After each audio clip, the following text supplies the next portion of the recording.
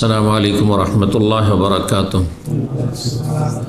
इन्नल हम्दुलिल्लाह नहमदुहु व नस्तईनुहु व नस्तगफिरुहु व नऊज़ु बिल्लाहि मिन शुरूरि अनफुसिना व मिन सय्यिआति अमालिना। मन यहदिहिल्लाहु फला मुदिल्ल लहु व मन युद्लिल फला हादिय लहु व अशहदु अन ला इलाहा इल्लल्लाह वहदहु ला शरीका लहु व अशहदु अन्न मुहम्मदन अब्दुहु व रसूलुहु सल्लल्लाहु तआला अलैहि व अला आलिहि व सहबिहि व सल्लम तस्लीमान कसीरा। अम्मा बाद।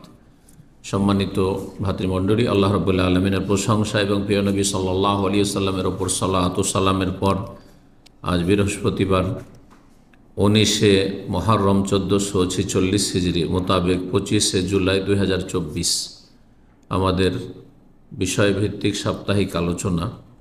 আজকের বিষয়বস্তু এমন একটি বিষয় যা আমাদের প্রত্যেকের সাথে জড়িত, কারণ আমরা মানুষ, আর মানুষ ভুলের ঊর্ধ্বে কেউ নয়। মানুষের ভুল ত্রুটি হবেই, গোনাহ হবে, আর ভুল ত্রুটি হলে, গোনাহ হলে তার মোচন, তার ক্ষমার, তাতে থেকে মুক্তি লাভের উপায় অবশ্যই আমাদেরকে জানতে হবে। রাসূলুল্লাহ সাল্লাল্লাহু আলাইহি ওয়াসাল্লাম বলেছেন, কুল্লু বানি আদম খাত্তা, প্রত্যেক আদম সন্তান হচ্ছে ভুলকারী। ওয়া খায়রুল খাত্তাইনা তাওয়াবুন, আর সবচাইতে ভালো ভুলকারী হচ্ছে যে তওবা করে নেয়। তো তওবা, ভুল করলে তওবা, এটা প্রায় মুসলিম ভাই বোনদের জানা আছে, কিন্তু এছাড়াও অনেক বিষয় রয়েছে যেগুলি মানুষের গুনাহ মোচন করে থাকে। তাহলে আজকের মূল বিষয়বস্তু পাপ মোচনকারী 10টি বিষয়। অল্প সময়ে সংক্ষেপে আপনাদের সামনে এই 10টি বিষয় পেশ করব। আল্লাহ রাব্বুল আলামিন যেন তৌফিক দান করেন। কিছু আয়াত থেকে আলোচনা করি যে আয়াতগুলিতে কি বলা হয়েছে এই মর্মে।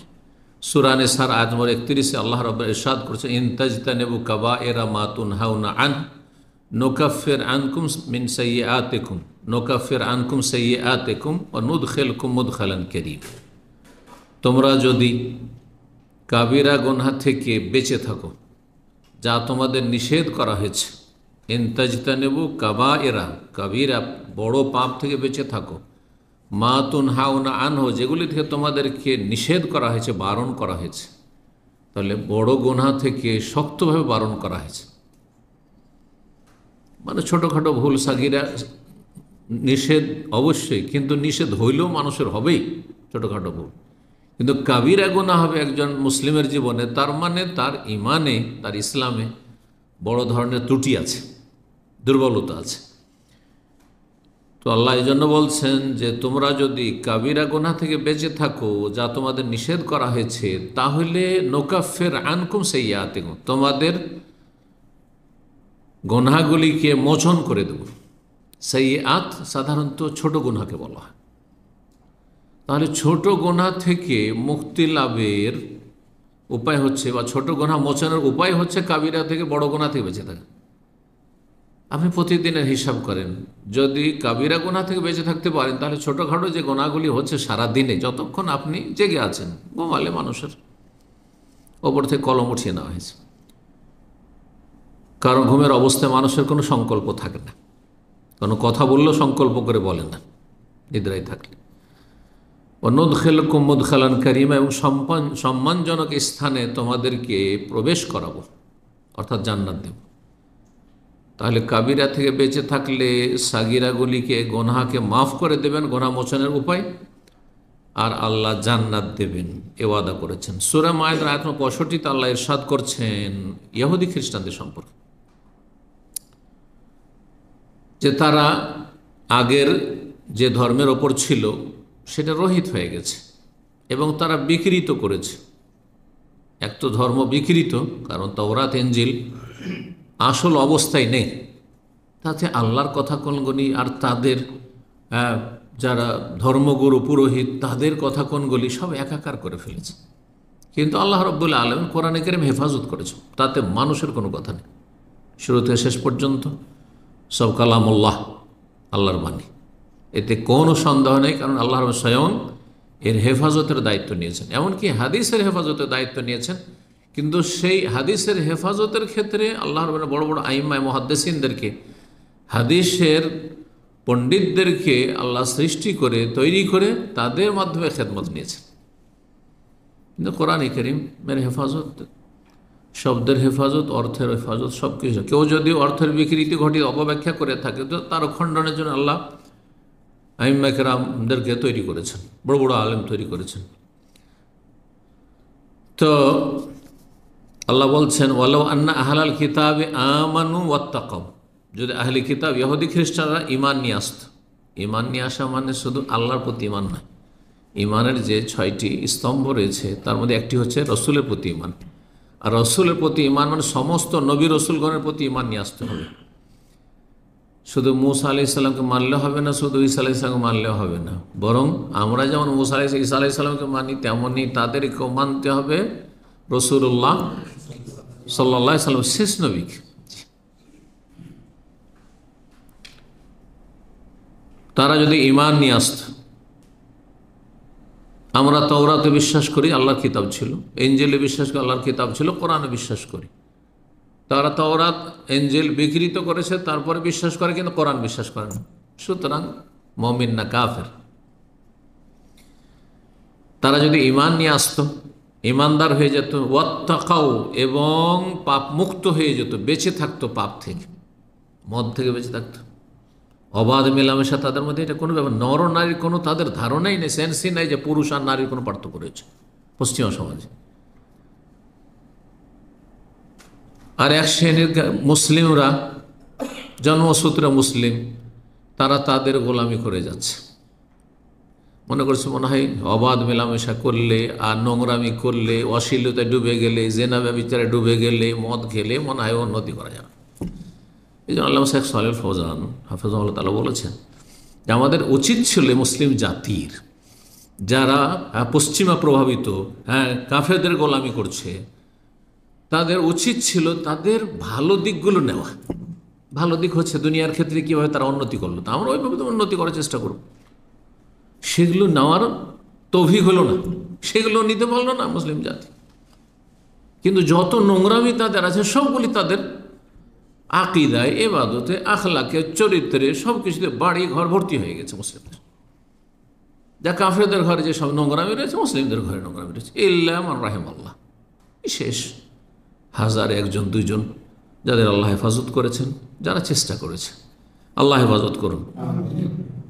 যদি তারা ঈমান নিয়ে আসতো আর তারা তাকওয়া অর্জন করতো, লাকাফারনা আনহুম সাইয়্যাতিহিম, তাহলে তাদের গুনাহগুলিকে মোচন করে দিত। তাহলে গুনাহ মোচনের আরেকটি উপায় হচ্ছে ঈমান এবং তাকওয়া, দুটো বিষয় এখানে, ঈমান তাকওয়া। আর আগে আরেকটি বললাম কি, কাবিরা গুনাহ থেকে বেঁচে থাকা। ওয়ালা আদখালনাহু জান্নাতিন নাঈম, এবং নিয়ামতপূর্ণ, নিয়ামতে ভরা জান্নাতে তাদেরকে আমি প্রবেশ করাতাম, জান্নাত দিতাম। জান্নাত হাসিল করতে হলে আর গুনাহ থেকে, গুনাহর বোঝা হালকা করে গুনাহ থেকে মুক্ত হওয়ার উপায় হচ্ছে ঈমান এবং তাকওয়া আর কাবিরা গুনাহ থেকে বেঁচে থাকা। আমি প্রতিদিনের হিসাব করেন যে আজকে আমি বড় গুনাহ করিনি, আল্লাহর হকের ক্ষেত্রে, মানুষের হকের ক্ষেত্রে 5 ওয়াক্ত সালাতে কোনো ঘাটতি করেননি, সুতরাং কাবিরা গুনাহ হয়নি। যেসব হারাম না যায় সেগুলোর কোনোটাই করেননি, তাহলে আপনি কাবিরাতে বেঁচে আছেন। তাহলে আপনাকে ভালো করে একটু হিসাব নিকাশ করতে হবে, কারণ অনেকে হিসাব করেন, মোটা খান মোটা বুঝেন। আপনি গীবত করছেন, আপনি চুগলখড়ি করছেন, আপনি সীমা লঙ্ঘন করে দিলেন, কাবিরা গুনাহ করলেন। বেঈমানি করছেন, অপরাধকে অপরাধী মনে করছেন না, কারণ ঈমানে দুর্বলতা আপনার, এমনটা যেন না হয়। যাই হোক, এই আয়াতগুলির আলোকে কিছু কথা বললাম গুনাহ মোচনের বিষয়ে। এখন 10টি পয়েন্ট সংক্ষেপে বলি। 1 নম্বর পয়েন্ট হচ্ছে গুনাহ মোচনের জন্য, পাপ থেকে মুক্তি লাভের জন্য, পাপ হয়ে গেছে পাপের বোঝা হালকা করা, এক কথা তওবা করা। তওবা মানে ফিরে চলে আসে, আপনি ভুল পথে গেছেন, সোজা পথে ফিরে চলে আসে। রাস্তার যেমন সংশোধন করেছে দুনিয়ার ক্ষেত্রে, তেমনি দিনের ক্ষেত্রে রাস্তার সংশোধন করে। শয়তানের দিকে চলে গেছেন, রবের দিকে ফিরে আসেন। মসজিদ বিমুখ হয়ে গেছেন, মসজিদে ফিরে আসেন। আল্লাহ থেকে উদাসীন গাফেল হয়ে গেছেন, এখন আল্লাহকে বেশি বেশি স্মরণ করুন, তওবা, ফিরে আসেন, ইউটার্ন। সূরা নূর আয়াত নম্বর 31 আল্লাহ ইরশাদ, ওয়া তুবু ইলাল্লাহি জামিআন আইয়ুহাল মুমিনুনা লাআল্লাকুম তুফলিহুন, তোমরা হে মুমিন সকলে আল্লাহর কাছে তওবা করো, যাতে তোমরা সফলতা লাভ করতে পারো, সফল কাম হতে পারে। তওবা সম্পর্কে আশা করি আপনাদের জানা আছে। ইমাম ইবনুল কাইয়িম রাহিমাহুল্লাহ বলছেন এই তওবা সম্পর্কে, তওবার কয়টি শর্ত? 3টি শর্ত আল্লাহর হকের ক্ষেত্রে। বান্দার হক যদি হয় 3টির সাথে আর একটি সংযোজন করতে হবে। ইবনুল কাইয়িম বলছেন হিয়া নাদামু আলা মা সালাফা মিনহু ফিল মাদি, অতীতে যা হয়েছে তার উপর অনুতপ্ত হওয়া। বড় লজ্জিত, আমি মুসলিম, কি করি অপরাধগুলি করলাম, এই গুনাহ করলাম। ওয়াল ইখলা আনহু ফিল হাল, অতীতে যা হয়েছে তার উপর লজ্জিত হওয়া। বর্তমান কাল 3টি, বর্তমানে কি করা? বন্ধ করা, গুনাহ বন্ধ করা, থামিয়ে দেন গুনাহকে। গুনাহ আপনার জীবন থেকে বন্ধ হয়ে গেছে। ওয়াল আজমু আলা আল্লাহ ইউআউযিহু ফিল মুস্তাকবাল, আর আগামী ফিউচার, আগামীতে এই গুনার দিকে আর কখনো ফিরবেন না। অতীতের উপর লজ্জিত হওয়া, বর্তমানে সংশোধন করে না যে এই গুনাহ আমি আর করছি না, থামিয়ে দিয়েছেন আপনি। আর আগামীর জন্য প্রতিজ্ঞা করা যে আমি জীবনে আর এইসব পাপের দিকে ফিরে যাব না। আল্লাহর হকের ক্ষেত্রে, মানুষের হকের ক্ষেত্রে এই 3টি শর্ত। অতিরিক্ত মানুষের হক যদি হয় তাহলে কি শর্ত? তার হক আদায় করে দেওয়া, না হলে তার কাছ থেকে ক্ষমা চেয়ে নেওয়া। যেভাবে আপনি মুক্তি লাভ করতে, অব্যাহতি আপনাকে হাসিল করতে হবে। এগুলি হচ্ছে তওবার শর্ত। তওবা মানুষের গুনাহগার সাথে সাথে তওবা করা ফরজ। তওবাতে করছি চলবে না, কারণ সময় আপনার হাতে না, রবের হাতে। জানাও নেই যে কখন আমার সময় শেষ হয়ে যাবে, তওবার দরজা বন্ধ হয়ে যাবে। সুতরাং যখনই গুনাহ হয়েছে সাথে সাথে তওবা করুন। ভুল হতে পারে কিন্তু তওবা করুন। 2 নম্বর গুনাহ মোচনের উপায় হচ্ছে ইস্তিগফার। তওবা মানে ফিরে আসা বললাম, আর ইস্তিগফার মানে ক্ষমা চাওয়া। ফিরে চলে আসেন আর ক্ষমা চান যে আল্লাহ, উল্টো দিকে চলে গেছিলাম, শয়তানের গোলামিতে চলে গেছিলাম, তোমার গোলামির দিকে ফিরে আসলাম, আর তোমার কাছে অতীতে যা ভুল ভ্রান্তি হচ্ছে আমি ক্ষমা চাইছি, তুমি মাফ করে দাও। সূরা নূহের 8 নম্বর 10 আল্লাহ ইরশাদ করছেন নূহ আলাইহিস সালামের ভাষায়, জাতিকে 950 বছর তিনি দাওয়াত দিয়েছেন। ইস্তাগফিরু রাব্বাকুম ইন্নাহু কানা গাফফারা ইউরসিলিস সামা আলাইকুম মিদরার ওয়া ইয়ামদিদকুম বিআমওয়ালি ওয়া বানিন ওয়া ইয়াজআল লাকুম জান্নাতি ওয়া ইয়াজআল লাকুম আনহারা। ইস্তিগফার ক্ষমা প্রার্থনা এবং তার বহুমুখী উপকারিতা, কয়েকটি উপকারিতার কথা আল্লাহ এখানে বর্ণনা করেছেন। নূহ আলাইহিস সালাম জাতিকে বলেছিলেন ইস্তাগফিরু রাব্বাকুম, তোমাদের প্রতিপালকের কাছে ক্ষমা চাও, কারণ তিনি হচ্ছেন একমাত্র মহা ক্ষমাকারী, গাফফার। তিনি, তার নাম গাফফার, তার নাম গফুর।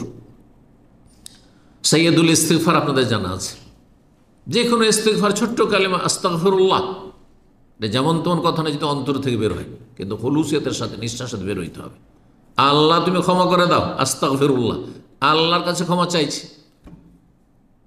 এর অতিরিক্ত করতে আস্তাগফিরুল্লাহ ওয়া আতুবু ইলাইহি, এর অতিরিক্ত করতে চান কালমা তাওহীদের সাথে আস্তাগফিরুল্লাহ আল্লাযী লা ইলাহা ইল্লা হুয়া আল হাইয়ুল কাইয়্যুম ওয়া আতুবু ইলাইহি, আল্লাহর সিফাতের সাথে হাইয়ুল কাইয়্যুম এবং লা ইলাহা ইল্লাল্লাহর সাথে। লা ইলাহা ইল্লাল্লাহ সবচেয়ে উত্তম জিকির, তাহলে আপনার ইস্তিগফার কোয়ালিটি আরও বেড়ে গেল।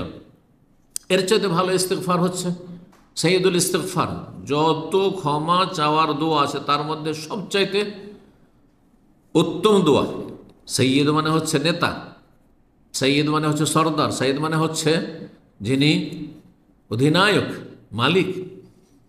ইস্তিগফার, সমস্ত ইস্তিগফারের যত ক্ষমা চাওয়ার দোয়ারে তার মধ্যে সবচেয়ে গুরুত্বপূর্ণ দোয়া আল্লাহুম্মা আনতা রাব্বি লা ইলাহা ইল্লা আনতা খালাকতানি ওয়া আনা আবদুকা ওয়া আনা আলা আহদিকা ওয়া ওয়াদিকা মাসতাতাতু আউযু বিকা মিন শাররি মা সানাতু আবুউ লাকা বিনি'মাতিকা আলাইহি ওয়া আবুউ বিযামবি ফাগফিরলি ফাইন্নাহু লা ইয়াগফিরুয যুনুবা ইল্লা আনতা।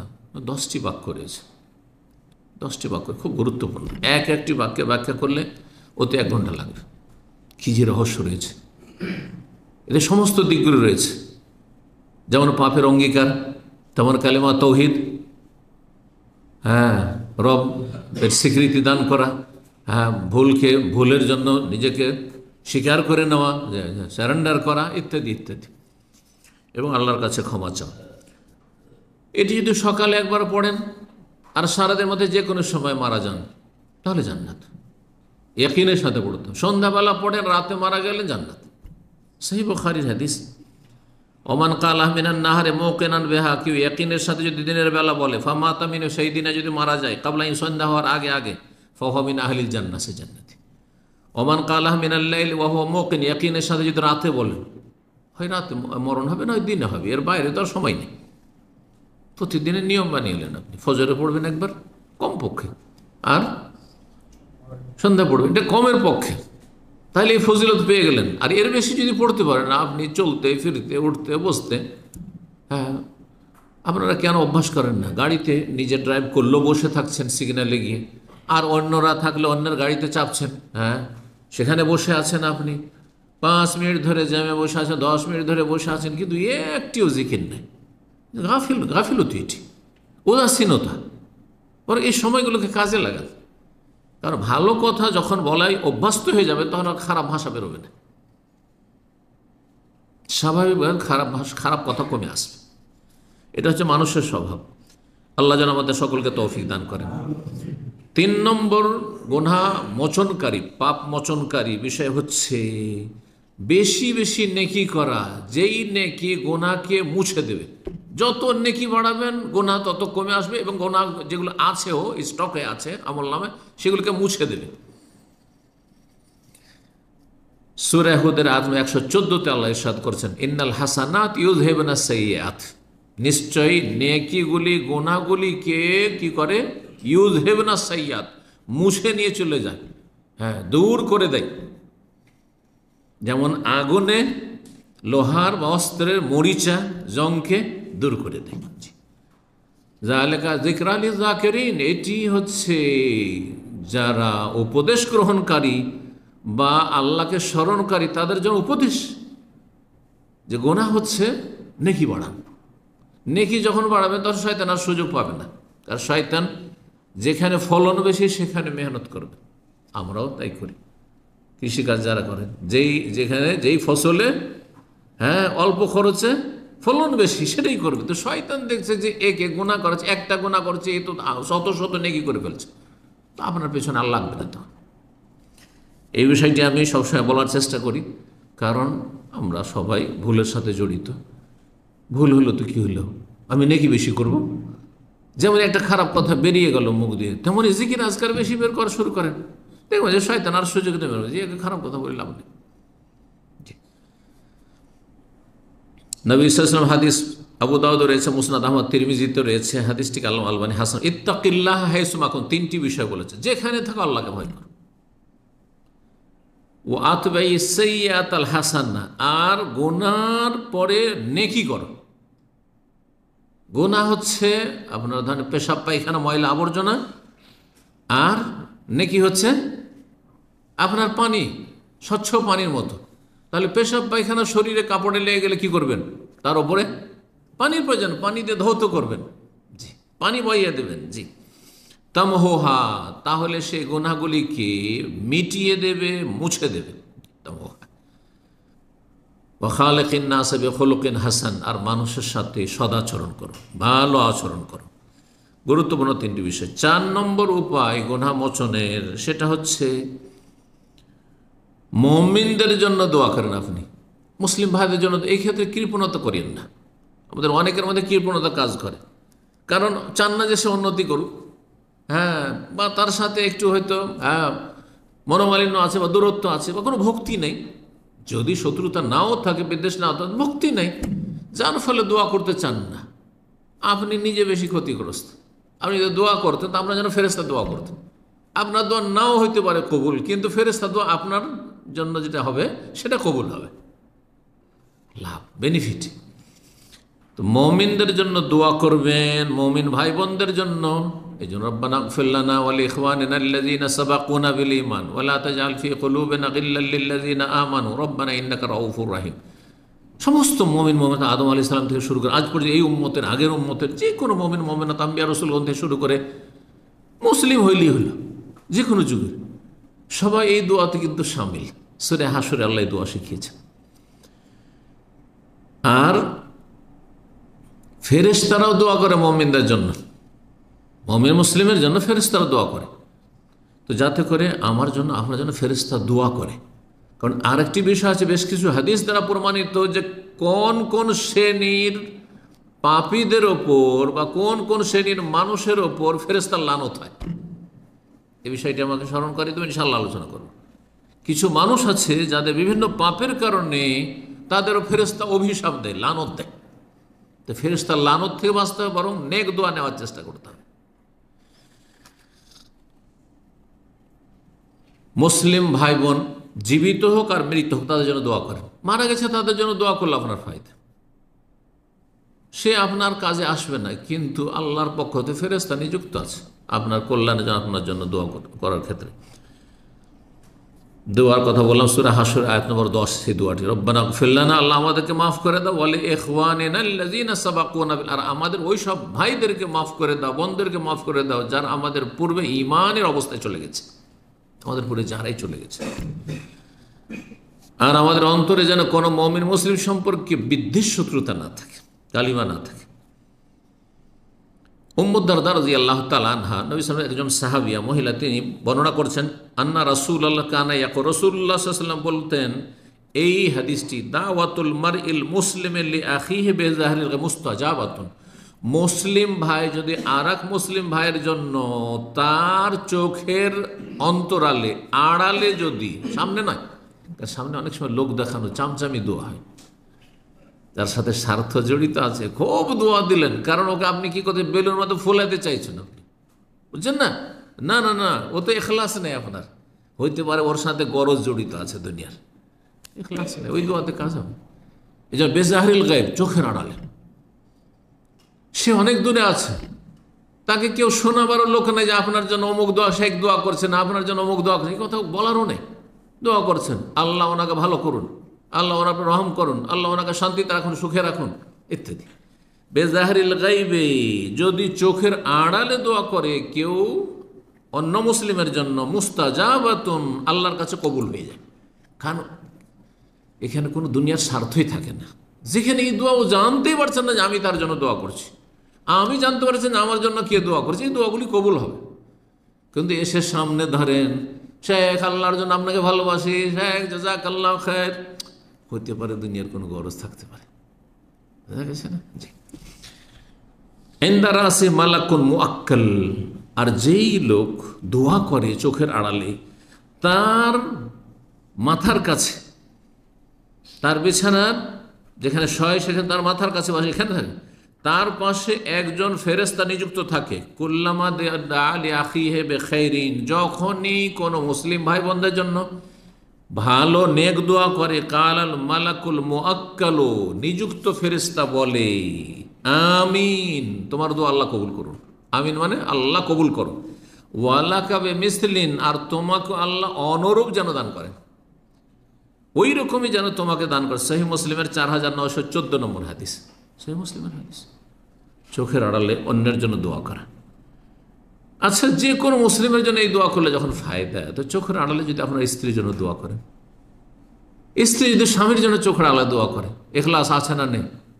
আরে সামনাসামনি স্ত্রী ভালো খাওয়াচ্ছে, খুব আদর করছে, খুব মায়া মমতা দেখাচ্ছে, আল্লাহ তোমাকে সুখের, আল্লাহ তোমাকে সারা জীবন ভালো রাখো, ইত্যাদি রাখো, এখানে আপনার আকৃষ্ট করার উদ্দেশ্য থাকতে পারে, হ্যাঁ, তার মন জয় করার উদ্দেশ্য থাকতে পারে, তার কাছে কিছু স্বার্থ হাসিল করার উদ্দেশ্য থাকতে পারে, স্বামীর কাছ থেকে কিছু স্বার্থ হাসিল করার উদ্দেশ্য থাকতে পারে।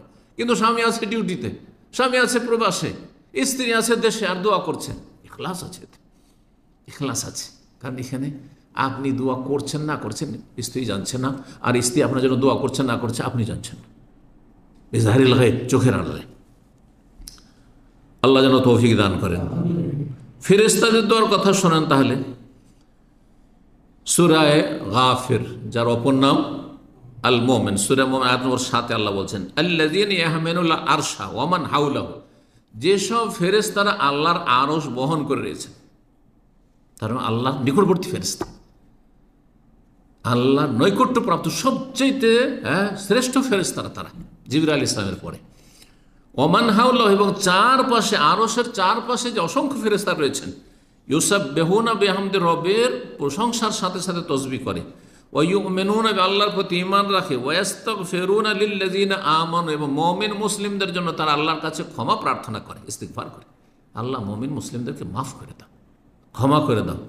রব্বানা ওয়াসি'তা কুল্লা শাইইন রাহমাতান ওয়া ইলমা, আল্লাহ তুমি প্রত্যেক বস্তুকে তোমার রহমত এবং জ্ঞান দ্বারা পরিবেষ্টন করে রয়েছে। তোমার রহমত সব কিছুকে পরিব্যাপ্ত, শামিল, এবং তোমার জ্ঞানও সব কিছুকেই শামিল, ঘিরে রয়েছে। 5 নম্বর গুনাহ মোচনের উপায় হচ্ছে দুনিয়ার বিভিন্ন বালা মুসিবত। এই যে সর্দি লাগলো, আপনি ভাবছেন বিরক্তিকর, সর্দি লেগেছে, একটু ঠান্ডা লেগেছে, অ্যালার্জি, হাঁচি পড়েছে, একটু জ্বর হয়েছে, আজকে একটু কষ্ট হয়ে গেছে, রোদ লেগে গেছে, শরীরটা খুব ক্লান্ত হয়ে গেছে, যে গুনাহ মাফ হচ্ছে। একটা কাঁটা লেগেছে, তাতে গুনাহ মাফ হচ্ছে। এক যে হোঁচট খেলেন, তাতে গুনাহ মাফ হচ্ছে। যে কোনো কিছু, এই মর্মে বেশ কিছু হাদিস রয়েছে। একটি হাদিস সহিহ বুখারীর 5210 নম্বর হাদিস। আবু সাঈদ খুদরি এবং আবু হুরায়রা রাদিয়াল্লাহু তাআলা আনহু বর্ণনা করছেন, নবী সাল্লাল্লাহু আলাইহি ওয়াসাল্লাম বলেন, মা ইউসিবুল মুসলিমা, যে কোনো বিপদ আপদ আপতিত হয় কোনো মুসলিমের ওপর, মিন নাসাবিন আও ওয়াসাবিন ওয়ালা হাম্মিন ওয়ালা হাজান, সেটি কোনো নাসাব মানে কোনো কষ্ট হোক, আঘাত কষ্ট, ওয়ালা ওয়াসাব অথবা কোনো ব্যাধি রোগ হোক, ওয়ালা হাম্মিন অথবা কোনো দুশ্চিন্তা হোক, ওয়ালা হাজানিন অথবা কোনো শোক হোক। দুশ্চিন্তা আর শোক, এগুলো প্রত্যেকটাতে পার্থক্য রয়েছে। মানুষের টেনশন, দুশ্চিন্তা হয়, হ্যাঁ, ভবিষ্যতে নিয়ে যে কী হবে কী হবে, আর বর্তমানে যে আপনার বিপদ আপদ এসছে, ওতে শোকের ছায়া নেমে আসে। পার্থক্য আছে এই শব্দগুলিতে। ওয়ালা আজান অথবা কোনো কষ্ট হইল, ওয়ালা গাম্মিন অথবা কোনো মনোকষ্ট, গম মানে দুশ্চিন্তা হইল, হাত্তা শৌকাত ইউশাকুহা, এমনকি কাঁটাও যদি কোনো জায়গায় লাগে শরীরে, ইল্লা কাফার আল্লাহ বিহা মিন খাতায়াহু, আল্লাহ গুনার মোচন করেন। শব্দগুলি এসে কাফারা, কাফারা মানে হচ্ছে মোচন করা। যেন বিভিন্ন গুনার জন্য কিছু কিছু কাজের জন্য কাফারা আছে না নেই? যেন কসম করেছেন, তার কসম ভেঙে দিলেন, কি বলা হচ্ছে? কসমের কাফারা। মানে কসম আসল হচ্ছে ওয়াফাজু হাইমানাক, আল্লাহ বলছেন কসম করেছো, কসমকে রক্ষা করো, হেফাজত করো, মানে কসমের উপর অটল থাকো। যদি সেটা গুনার কাজ না হয়, গুনার কাজ হয় ছেড়ে দিতে হবে, আল্লাহর অসন্তুষ্টি কাজ, আমি ওর সাথে কথা বলবো না, তাহলে ভুল আপনি কসম করেছেন, তাহলে আপনি ভুল থেকে ফিরে আসুন আর কাফারা দিয়ে দিন। কসম করলেন তো কাফারা দেন। এই বিভিন্ন কাজে যে কাফারাগুলি রয়েছে, তো কাফার আল্লাহ বিহা মিন খাতায়, গুনাহকে আল্লাহ মোচন করে দিয়ে থাকেন। তিরমিজির আরেকটি হাদিস রয়েছে আবু হুরায়রা থেকে বর্ণিত রাদিয়াল্লাহু তাআলা আনহু, রাসূলুল্লাহ বলেন, মা ইয়াজালুল বালাআ বিল মুমিনি ওয়াল মুমিনাতি, মুমিনের উপর বালা মুসিবত নেমে আসে, ফি নাফসিহি, তার জীবনের ক্ষেত্রে, ওয়া ওয়ালাদি, ছেলে মেয়েদের ক্ষেত্রে, আপনার শারীরিক মানসিক কোনো যন্ত্রণা, অথবা ছেলে মেয়েদের উপর বিপদ আপদ, অথবা অমালিহি, ধন সম্পদের ওপর বিপদ আপদ, হাত্তা ইয়ালকাল্লাহ তাআলা, যে কোনো বিপদ আপদ আসুক না কেন, আল্লাহর সাথে যখন মিলিত হবে, হ্যাঁ, মওতের পরে, ওমা আলাইহি মিন খাতিয়া, কোনো গুনাহ থাকবে না, গুনাহ কমতি আছে, যত বালা মুসিবত নিয়ে। কারণ দুনিয়ার শাস্তি হালকা জাহান্নামের শাস্তির তুলনায়, কবরের শাস্তির তুলনায়, হাসর মাঠের বিচার দিবসের ভয়াবহতার তুলনায়। দুনিয়াতে যদি একটু কষ্ট হয়েছে, তা আখিরাতের কষ্ট নেই। জি, নবী সাল্লাল্লাহু আলাইহি ওয়াসাল্লাম যখন মৃত্যু যন্ত্রণা হচ্ছিল, তখন ফাতিমা রাদিয়াল্লাহু তাআলা আনহা, ছোট মেয়ে, আব্বা আপনার খুব কষ্ট হচ্ছে। ওয়াকার বাবা, আমার আব্বার খুব কষ্ট হচ্ছে, খুব যন্ত্রণা, মৃত্যু যন্ত্রণা হচ্ছে। নবী সাল্লাল্লাহু আলাইহি ওয়াসাল্লামের মৃত্যুর যন্ত্রণা প্রচণ্ড অনুভব করছেন মেয়ে। বলছেন তিনি সান্ত্বনা দিয়ে, লা কারবা আলা আবিকে বাদাল ইয়াউম, আজকের পরে তোমার বাবার ওপর কোনো মুসিবত নেই, মর্যাদা উঁচা করার জন্য।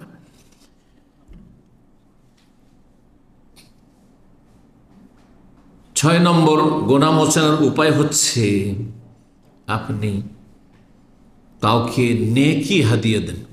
দুনিয়ার তো হাদিয়া অনেক দিচ্ছে, যে যাকে ভালোবাসে তার জন্য কি হাদিয়া, গিফট নিয়ে আসে, অথবা তার বাড়ি গেছেন, খালি হাতে যাবেন না। আমাদের দেশের ট্র্যাডিশন হচ্ছে কি, কারো বাড়ি গেলে, আত্মীয় স্বজন, কুটুম বাড়ি, বিশেষ শ্বশুর বাড়ি, খালি হাতে যেতে পারবেন? মিষ্টি বাঁধতে হবে, না ফলমূল বাঁধতে হবে, তাই না? জি হ্যাঁ, না গেলে আপনি ছোট লোক, কিছু না নিয়ে গেলে ছোট লোক হয়ে গেলেন আপনি। আর তারপরে যাকে ভালোবাসেন মাঝে মধ্যেই তাকে হাদিয়া তোহফা গিফট দিতে আছেন। জি, তো আপনি নেকি হাদিয়া দেন, বিশেষ করে যাদের আমল বন্ধ হয়ে গেছে আর ও নেকি করতেই পারবে না, দুনিয়া থেকে চলে গেছে, তাদেরকে নেকি হাদিয়া দেন, যেটাকে আমাদের দেশের ভাষায় বলা হয় ইসালে সব। ইসাল মানে পৌঁছানো, আর সব মানে নেকি। আর ফার্সি পরিভাষাতে বলা, কারণ আমার ফার্সি প্রভাব দেশ না, ইন্ডিয়া, বাংলাদেশ, পাকিস্তান, সব রেসানি শুনেছি তো বেদাতি সমাজে। সব মানে নেকি, আর রেসানি ফার্সি শব্দ, রেসান মানে ইসাল, পৌঁছানো। আরবি হচ্ছে ইসাল আর ফার্সি হচ্ছে রেসানি। এই শব্দগুলো আরবিতে বা ফার্সিতেই আছে কিন্তু আমাদের, তাই না? নেকি ও পড়ো কোন দেওয়াকে বলে? হ্যাঁ, বলেন না।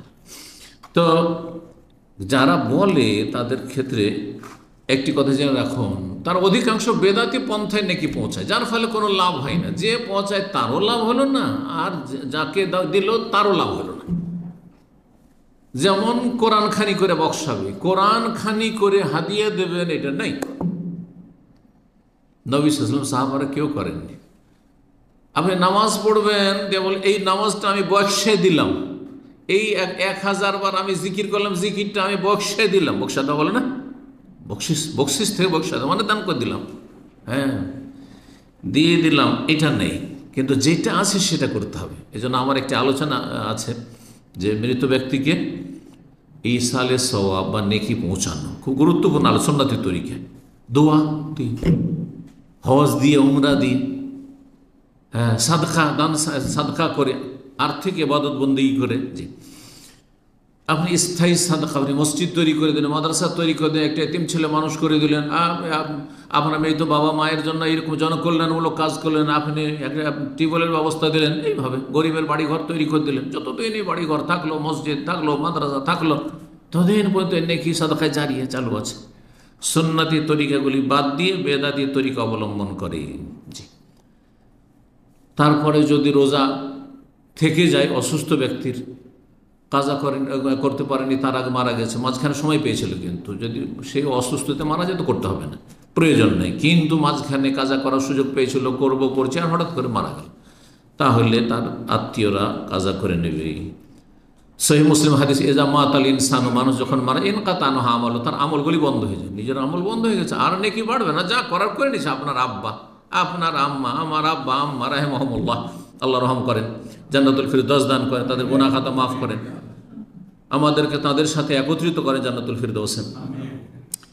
আমল বন্ধ হয়ে গেছে, ইল্লা মিন সালাসা, তিনটি তাদের নেকি করা থেকে পৌঁছতে পারে, আর আপনিও পৌঁছতে পারেন, নিজে নেকি করে গিয়েও পৌঁছতে পারে। একটা হচ্ছে কি সাদাকাতে, যার নিজেই দান করে গেছে, নিজে একটা মসজিদ তৈরি করে গেছে, তাহলে ওটার নেকি চলতে আছে। যেমন নেকি চলতে থাকে, গুনাহও চলতে থাকতে পারে। সিনেমা হল তৈরি করে গেছে, গ্রামে একটা পাপের জায়গায় তৈরি করে গেছে, হ্যাঁ গ্রামে এই পাপটা জানতো না, সেই পাপটা চালু করে গেছে, সেখানে কুপ্রথা চালু করে গেছে, বেদাত চালু করে গেছে, ও বেদাতের গুনাহ মসজিদ আছে। এটা মাজার তৈরি করে গেছে, এই শিরকের গুনাহ তার বোঝার উপর আসতে আছে যারা করে গেছে সেখানকার। এই জন্য শুধু সাদকা জারিয়া নয়, যেমন নেকি জারিয়া হয় তেমন গুনাহও জারিয়া হয়, গুনাহও কন্টিনিউ হয়। সতর্ক, সাবধান। আপনি ভালো রাস্তা খুলে যাবেন, মন্দ রাস্তা খুলবেন না আপনার জীবনে, আল্লাহ তৌফিক দান করুন। আও ইলমিন ইউনতাফা বিহি, যদি এলেম ছেড়ে যেতে পারেন, আলোচনা দ্বীনি, আপনার মাধ্যমে 10টা লোক হেদায়েত হয়েছে, এই 10টা লোকের, হ্যাঁ একজনের 5জন 10জন করে সন্তান, আর এগুলো তো হইল, হেদায়েত হইল, যে তারা সহিহ আকীদা এসেছিল, তারা ধার্মিক হয়েছিল, তাদের ছেলে মেয়েরা ধার্মিক হইল, আর তারপরে তাদের মাধ্যমে যারা হেদায়েত হলো, সবগুলি কিন্তু আপনার অ্যাকাউন্টে আসতে আছে, এক ভাগ করে, এক ভাগ আসতে আছে। তাহলে চিন্তা করুন, আপনার প্রথম 10 জন দিয়ে শুরু হলো, কিন্তু এই 10 জন থেকে একজন ধরেন যদি 10 জন করে করে, তো কতজন হয়ে গেল? হাজার হাজার মানুষ উপকৃত হয়েছে আপনার এলেম দিয়ে। এইরকম লিখন, যে কোনো এলেম ছেড়ে গেছেন, আওয়ালাদিন সালিহিন, অথবা নেক সন্তান রেখে গেছেন, নেক সন্তান, এটা আপনার জন্য সাদকা জারিয়া। ওয়াদউ লাহু, তাহলে এমনি সন্তান ছেড়ে গেলে হবে না, অসৎ সন্তান, পাপী সন্তান, বেদিন, বেনামাজি, নাস্তিক, মুশরিক, মাজার পূজারী, বেদাতি ছেড়ে গেছেন, কোনো লাভ নেই, গুনার বোঝা। সহিহ মুসলিমের 3084 নম্বর হাদিস। 7 নম্বর গুনাহ মোচনকারী হচ্ছে সুন্দরভাবে উজু করা। উজু করবেন তো একটু যত্ন সহকারে, খুব সজাগ, কোনো জায়গায় শুকনো না থেকে যায়। অনেক সময় উজু করছেন, এদিকটা শুকনো থেকে গেল, এইদিকে অনেকেই খেয়াল করেন না, কিন্তু এই দিকটাও ধুইতে হবে একবার। কানের কাছ, কান পর্যন্ত, কানের ছিদ্রে তো ঢুকাবেন না, কিন্তু কান পর্যন্ত এই যে জায়গাটা আছে, এখানে ধরেন দাঁড়িয়ে আছে না, আর তারপরে যে জায়গাটা আছে যেখানে আপনার পশম নেই, দাঁড়িয়ে নেই, সেই জায়গাটা ধুইতে হবে। অনেকে শুকনো রেখে দেয়, এই জায়গাগুলো অনেক সময় শুকনো থেকে যায়। জি, অনেক সময় টাকানা শুকনো থেকে গেল। আর তারপরে ইসবাগুল উজু, পূর্ণরূপে সুন্দর উজু করা হচ্ছে 3 বার করে উজু করা। এটা সবচেয়ে সুন্দর উজু। সেজন্য একবারে যা ওয়াজিব, 2 বার করলে তার চাইতে ভালো। 3 বার করে যদি অঙ্গগুলি ধৌত করেন তাহলে সেটা আরও ভালো। পূর্ণরূপে উজু করার এই দিকগুলি রয়েছে। আর সেটা যদি কষ্টের সময়, দুপুরবেলা গরমের দিনে সৌদি আরবের গরম পানিতে উজু করা, আর কনকনে ঠান্ডা পানি, তায়েফ আর আবহা, যে ঠান্ডা শীতের এলাকায়, আমাদের দেশে পৌষ মাঘ মাসের শীতে কনকনে পানিতে, গ্রামাঞ্চলে কোনো পানি গরম করার কোনো ব্যবস্থা নেই, উজু করা, এগুলো তো অনেক বেশি নেকি রয়েছে, গুনাহ মোচন হয়। জি, নবী সাল্লাল্লাহু আলাইহি ওয়াসাল্লাম হাদিস, সহিহ মুসলিমের 369 নম্বর হাদিস। আবু হুরায়রা রাদিয়াল্লাহু আনহু বর্ণনা করছেন, আল্লাহ আদুল্লুকুম আলা মা ইয়ামহুল্লাহু বিহিল খাতায়া, তোমাদেরকে বলে দেব নাকি এমন একটা বিষয় সম্পর্কে যে যার মাধ্যমে গুনাহগুলি মিটে যাবে, মুছে যাবে। গুনাহ মিটে যাবে, মুছে যাবে। ভুল লেখার পরে আমরা কি আজকাল পেন্সিলের যুগে কি রেখেছেন, মেটাবার জন্য, আর আমাদের যে করতাম কি কলমে লিখতাম, তারপর কেটে দিলাম, কিন্তু দাগ জায়গাটাও খারাপ হয়ে থেকে গেল। জি, তবে আমরা ছোটো কলেজে প্রাইমারিতে পড়েছি, প্রথম ক্লাস 1-2-এ আমরা সেই সিলেট পেন্সিল ব্যবহার করেছি, ওটাতে সব মেটানো সহজ। তো যাই হোক, গুনাহগুলিকে কি করে দেবে, মিটিয়ে দেবে, মুছে দেবে। ওয়ারফাউ বিহি দারাজাত, মর্যাদা উন্নীত করবে, উঁচু করবে। কালু বালাই, আর অবশ্যই বলে দেন, কাল ইসবাগুল উযু আলাল মাকারিহি, কষ্টের সময় পূর্ণরূপে উযু করা। কারণ যখন বেশি ঠান্ডা লাগছে, কোন রকম করে কাজ সারা। ঠান্ডার দিনে যুবক মানুষ বিয়ে শাদী করেছেন, ফরজ গোসল করেছেন, কিন্তু তাড়াতাড়ি মনে হচ্ছে কেটে পড়ে যেতেন, গরম পানির ব্যবস্থা নেই। তখন কাকসানান যেতে বলা হয় হিন্দুদের ভাষা, বাংলাতে হিন্দুয়ানি কিছু ভাষা আছে না? কাকসানান জানেন তো? এই ভাষাটা জানেন না? মানে কাকের গোসল করা আর কি। তো কাকের গোসল কোনটাকে বলা হয়? হালকা গোসল। কোনো রকম করে কাজ ছাড়া ওই করতে গিয়ে দেখা গেল যে আপনার চুল শুকনো থেকে গেল, বা কোনো জায়গায় আপনার শরীর শুকনো থেকে গেল, অথচ আপনার ফরজ গোসল। জি, ওয়াকাসরাতুল খুতা ইলাল মাসাজিদ, মসজিদে অনেক হেঁটে যাওয়া, অনেক ধাপ পার করে যাওয়া, অতিক্রম করে যাওয়া। তাহলে মসজিদ যত দূর হবে তত বেশি গুনাহ মাফ হবে। কদমে কদমে নাকি, কদম কদমে গুনাহ মাফ। যেন মসজিদের কাছে আমরা বাস করতে, আমাদের মনের কথা যে আমরা খুব ভালো লাগছে মসজিদের সামনে বাসাটা, জামাত শুরু হয়ে গেলো, গিয়ে প্রথম রাকাত পেয়ে যাই, আমরা কিন্তু খুব খুশি এতে। কিন্তু কোরআন এবং হাদিসে এটা খুশির বিষয় বলা হয়নি। খুশির বিষয় বলা হয়েছে যত কাসরাতুল খোতা, বেশি ধাপ পার করে আপনাকে যদি আসতে হয়, বেশি দূর থেকে যদি আসতে হয়। এই জন্য সাহাবাই কেরামগণ একদল, বানু সালমাদের বাড়ি ছিল ওই কিবলাতেন। আপনারা তো কিবলাতেন দেখেছেন, এই জন্য বোঝানো খুব সহজ। কিবলাতেন কোথায়? ওখান থেকে তারা আসতেন মসজিদে নবীতে, নবী সাল্লাল্লাহু আলাইহি ওয়াসাল্লামের পেছনে জামাতে নামাজ পড়ার জন্য। সুবহানাল্লাহ, কতক্ষণ লাগে? কমপক্ষে হাঁটলে 35 থেকে 40 মিনিট লাগে। কারণ আমি একবার ওই দিকটা হেঁটেছি, মদিনা ইউনিভার্সিটি ওই দিকে, তো এই দেখতে পাচ্ছি, মনে হচ্ছে দেখতে পাচ্ছি, চলে যায় করতে করতে হাঁটতে 1 ঘন্টার বেশি লেগেছে, অবস্থা খারাপ। তো জীবনে একবার হেঁটেছি, মসজিদ নববী থেকে বাবু সালাম থেকে হাঁটতে শুরু করলাম, আর একবারে মদিনা ইউনিভার্সিটির ভিতরে হেঁটে হোস্টেল মধ্যে হেঁটে চলে গেলাম, তাও রোদের সময়। কারণ রাস্তায় কিছু পরিচিত লোকেরা ছিল, চলি ওদের বাসায় দুপুরবেলা একটু দেখা করবো। দেখা করতে গিয়ে দেখাও হলো না, নিরাশ হয়ে তখন সেখান থেকে আবার কোথায় গাড়ি খুঁজে যাবো। তখনকার যুগে এইসব ট্যাক্সি এইসব ছিল না, কিন্তু ট্যাক্সি, এই যে লেমুজিন, এগুলো কিছুই ছিল না তখন, ওই সময় নাই। ওই আপনার পিক আপগুলোতে বদুরা, রেয়ার লাইন, খামসারিয়াল, এই করতো আর নিয়ে যেত। তো যাই হোক, কাসরাতুল খুতা ইলাল মাসাজিদ, এই বনু সালমান লোকেরা এরা চেয়েছিল যে মসজিদ নবীর আশেপাশে জমি জায়গা নিয়ে বাড়ি করে নেব, সুবিধা হবে, 5 ওয়াক্ত নামাজ পড়ে, মাঝে মধ্যে মাগরিব এশা কখনো নবীর কাছে যেতে পারছি, সবসময় যেতে পারি না, 1 ওয়াক্ত 2 ওয়াক্ত 3 ওয়াক্ত আসতে পারছি। নবী সাল্লাল্লাহু আলাইহি ওয়াসাল্লাম বললেন যে শুনতে পাচ্ছি যে তোমরা নাকি চলে আসতে চাইছো মসজিদ নবীর আশেপাশে, এই কাজ করিও না। দেয়ারকম তুক্তাবু আলা আসারকম, দেয়ারকম তোমাদের বাড়ি থেকে তোমাদের পায়ের যে ধাপগুলি রয়েছে, ধাপে ধাপে ধাপে ধাপে যে পৌঁছিছ মসজিদে, এইগুলো তোমাদের আমল নামে লেখা হয় যে কত ধাপ পার করে মসজিদে এসে পৌঁছেছে।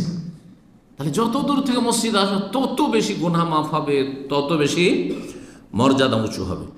অন্তেজারু সলাত বাদাস সলার, এক সলাতের উপরে আর এক সলাতে অপেক্ষা করা, সেটা একবারে সশরীরে অপেক্ষা করা, যেমন মসজিদে মাগরিব পড়ার পর বসে গেলাম, এসা পড়েই বের হবো, হ্যাঁ, জোহর পড়ে বসে গেলাম, আসর পড়েই বেরোবো, আসর পড়ে বসলাম, মাগরিব পড়ে বের হবো, অথবা হ্যাঁ মানসিকভাবে অপেক্ষা করা। মানসিক অপেক্ষা করা হচ্ছে সবসময় সজাগ থাকা। আজান হলে সাথে সাথে মসজিদ ছুটব, বা আজানের আগেই ছুটবো, গিয়ে প্রথম কাতারে জায়গা দেবো। যদিও আপনি হয়তো মাগরিব এশার মাঝখানে মসজিদে বসে থাকলেন না, আসর পরে আপনি বাসায় চলে আসলেন বা কাজে থাকলেন, জোহর পরে চলে আসলেন, এশা পড়ে চলে আসলেন, বসে থাকলেন না মসজিদে, কোনো জরুরি বিষয় নাই। আর তারপরে অন্য অন্য গুরুত্বপূর্ণ কাজ থাকলে আপনার বসে থাকা এভাবে উচিত নয়। জি, অনেক সময় নাজায়েজ হয়ে যাবে বসে থাকা, আপনার দুনিয়ার কাজ বাকি আছে, আপনার রিজিকের ব্যবস্থা করতে হবে, আপনার স্ত্রীর হক রয়েছে, আপনার পরিবার ছেলেমেয়েদের হক রয়েছে, অন্য অন্য দায়িত্ব রয়েছে, সেগুলিকে আপনি উপেক্ষা করে মসজিদে বসে থাকবেন, এটা ইসলাম শেখায় না। জি, কিন্তু যে ব্যক্তি ফিরে আসে সেটা ভিন্ন বিষয়। তো এক সালাতের পরে আর এক সালাতের অপেক্ষা করা মানসিকভাবে হইতে পারে, প্রস্তুত, যাতে করে কখনো পিছিয়ে না যায়, প্রথম রাকাত না ছুটে যায়, তাকবীরে তাহরিমে ছুটে গেল, অথবা গিয়ে 2 রাকাত তাহিয়াতুল মসজিদ পড়তে পারলাম না, আজানের সাথে সাথে মসজিদে ফাজালিক, এটি হচ্ছে আল্লাহর রাস্তায় নিজেকে আবদ্ধ করা। সহিহ মুসলিমের হাদিস। 8 নম্বর পাপ মোচনকারী বিষয় হচ্ছে 5 ওয়াক্ত নামাজ পড়া। 5 ওয়াক্ত সালাত যদি আদায় করেন আপনি, মনে হচ্ছে বিষয়টি সহজ না, 5 ওয়াক্ত সালাত জামাত সহকারে, যেখানে জামাতে যাওয়া সম্ভব হচ্ছে, সম্ভব না হয়তো সেটা আলাদা কথা, আর ওয়াক্তে আদায় করা, 5 বার গোসল করার মতো হাদিস তো জানাই আছে, তাই না? নবী সাল্লাল্লাহু আলাইহি ওয়াসাল্লাম হাদিস, সহিহ বুখারী মুসলিমের হাদিস, আর আয়াতু, আচ্ছা বলো তো, লাউ আন্না নাহারান ফি মাবি আহাদিকুম, তোমাদের বাড়ির সামনে যদি নদী, দূরে নদী থাকলে মাঝে মধ্যে যাওয়া হয়, কিন্তু বাড়ির সামনেই, হ্যাঁ, বাড়ির গেট থেকে বেরোলে নদী, তাহলে গোসল করতে 5 বার গোসল করতে বা কোনো অসুবিধা আছে? নদী, আর পানি হচ্ছে পরিষ্কার পরিচ্ছন্ন পানি, কোনো অরুচিও নেই। যদি তোমাদের বাড়ির দরজার সামনে একটি নহর নদী থাকে, ইয়াগতাসিলু ফিহি কুল্লা ইয়াউমিন খামসান, 5 বার করে যদি এনে গোসল করে, হাল ইয়াবকা মিন দারানি শাই, শরীরে কোনো ময়লা আবর্জনা থাকবে, ধুলোবালি থাকবে? কালু সাম লা ইয়াবকা মিন দারানি শাই, কোনো ময়লা আবর্জনা থাকবে না। কাল ফাযালিকা মিসলুস সালাওয়াতিল খামস, এটি হচ্ছে 5 ওয়াক্ত সালাতের উপমা, দৃষ্টান্ত। ইয়ামহুল্লাহু বিহিন্না আল খাতা, এর মাধ্যমে আল্লাহ গুনাহগুলিকে মিটিয়ে দেন, মুছে দেন, পরিষ্কার করে দেন, দূর করে দেন। 9 নম্বর উপায় কিসের? গুনাহ মোচনের রাসূলুল্লাহ সাল্লাল্লাহু আলাইহি ওয়াসাল্লামের সুপারিশ। এটা আখিরাত, দুনিয়াতে সুপারিশ তো আর নেই, নবী সাল্লাল্লাহু চলে গেছেন, তাই না, দুনিয়া থেকে।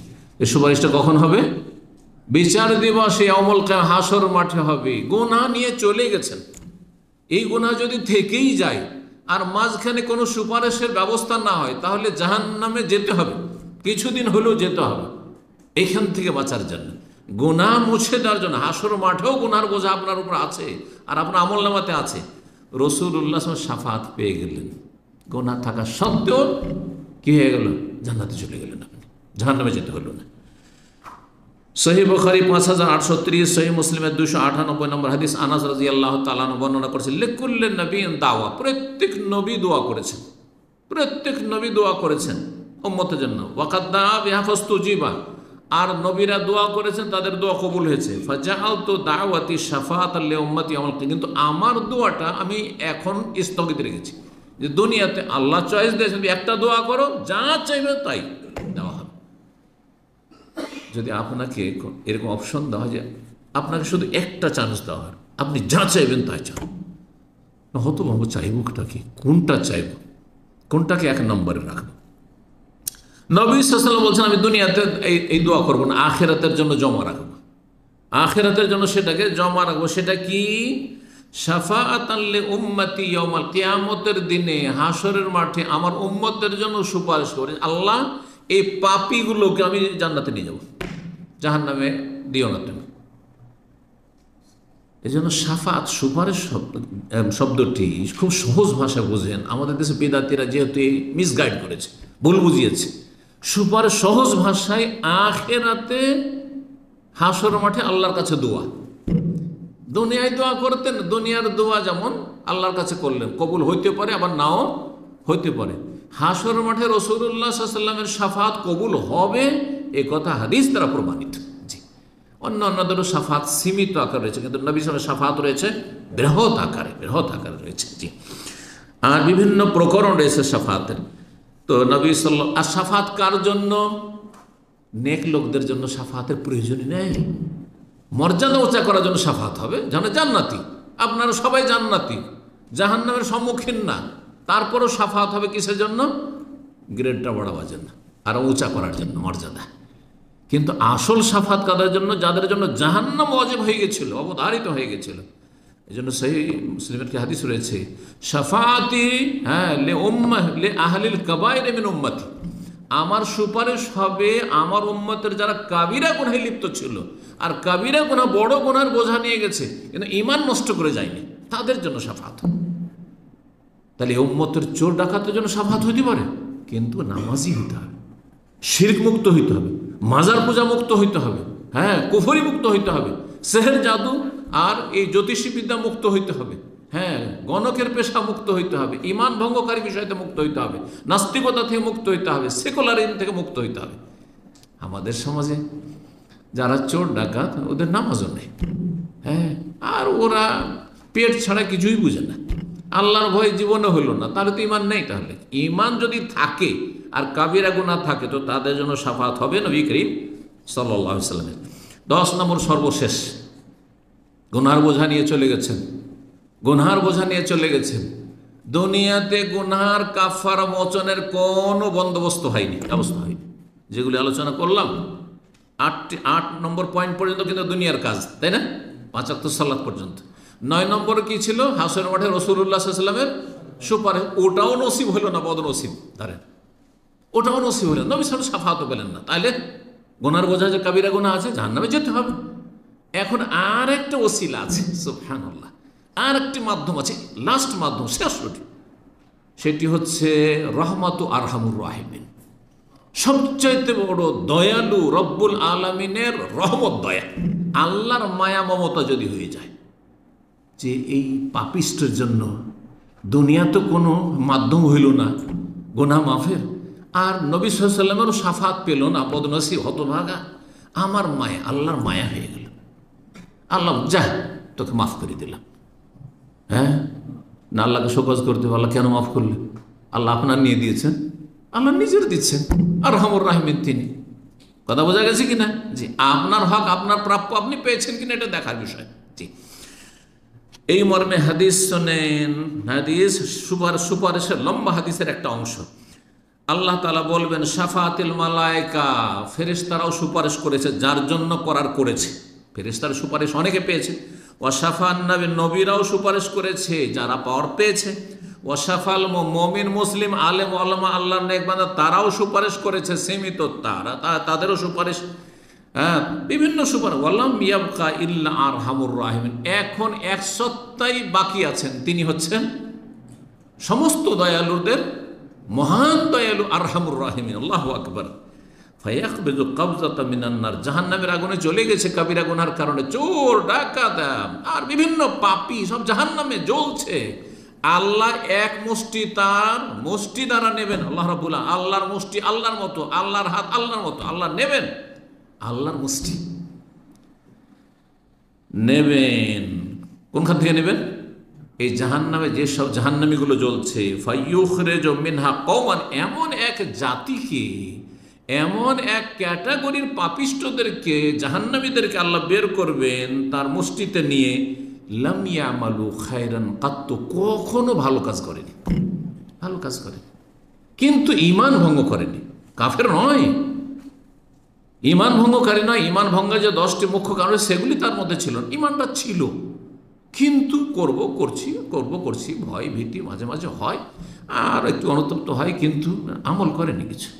লাম ইয়ামুল খায়মাকাত কাদ আদু হুমামান, জাহান্নামে জ্বলে জ্বলে তারা কয়লা হয়ে গেছে। আল্লাহু আকবার।